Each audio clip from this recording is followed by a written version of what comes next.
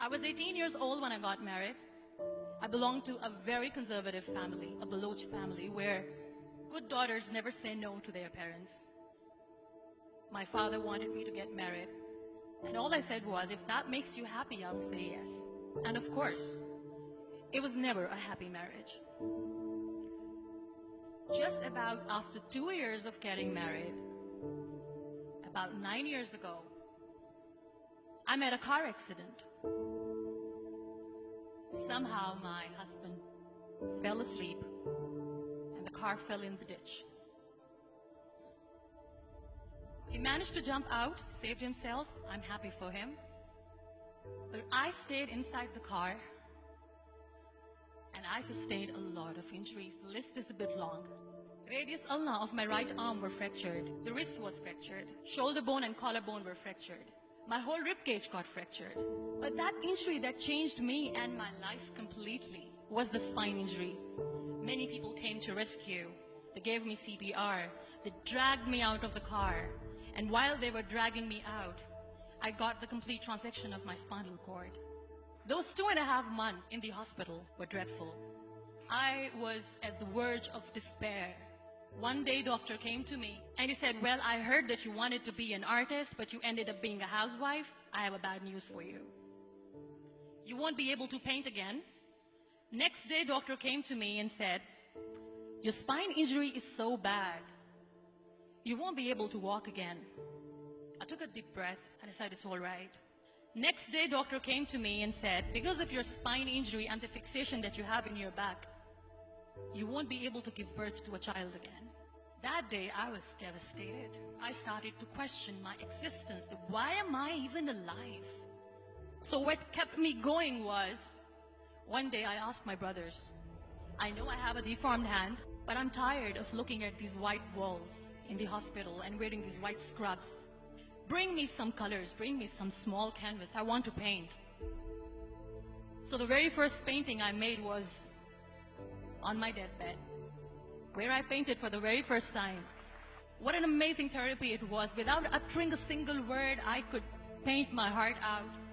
I could share my story. People used to come and say, what lovely painting. So much color. Nobody could see the grief in it. Only I could. And that day I decided that I'm going to live life for myself. I am not going to be that perfect person for someone. I am just going to take this moment and I will make it perfect for myself. That I'm going to fight my fears. So I wrote down one by one all those fears. And I decided that I'm going to overcome these fears one at a time. You know what was my biggest fear? Divorce. But the day I decided that this is nothing but my fear, I liberated myself by setting him free.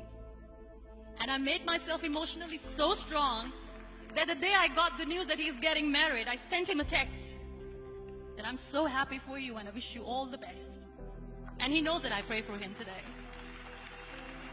Number 2 was, I won't be able to be a mother again. And that was quite devastating for me.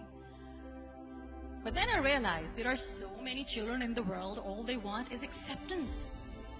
So there is no point of crying, just go and adopt one. And that's what I did.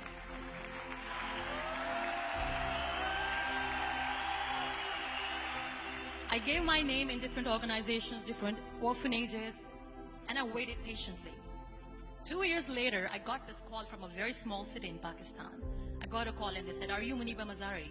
There is a baby boy and would you like to adopt? I could literally feel the labor pain. I said, yes, I am going to adopt him. I am coming to take him home. And that day, I was 2 days old, and today he's 6. You know, when you end up being on the wheelchair, what's the most painful thing? People think that they will not be accepted by the people because we, in the world of perfect people, are imperfects. So I decided to appear more in public. I started to paint. I have done a lot of modeling campaigns. I decided that I'm going to join the national TV of Pakistan as an anchor person. I became the National Goodwill Ambassador for UN Women Pakistan, and now I speak for the rights of women, children. I was featured in BBC 100 Women for 2015. I'm one of the Forbes 30 under 30 for 2016. So when you accept yourself the way you are, the world recognizes you. It all starts from within. We have this amazing fantasy about life. This is how things should work. This is my plan. It should go as per my plan. If that doesn't happen, we give up. I never wanted to be on the wheelchair. Never thought of being on the wheelchair. This life is a test and a trial, and tests are never supposed to be easy. So when you are expecting ease from life, and life gives you lemons, then you make the lemonade, and then do not blame life for that. It is okay to be scared. It is okay to cry. Everything is okay, but giving up should not be an option. They always say that failure is not an option. Failure should be an option, because when you fail, you get up, and then you fail, and then you get up, and that keeps you going. Embrace each and every breath that you are taking. Celebrate your life. Live it. Don't die before your death. Real happiness lies in gratitude. So be grateful, be alive, and live every moment.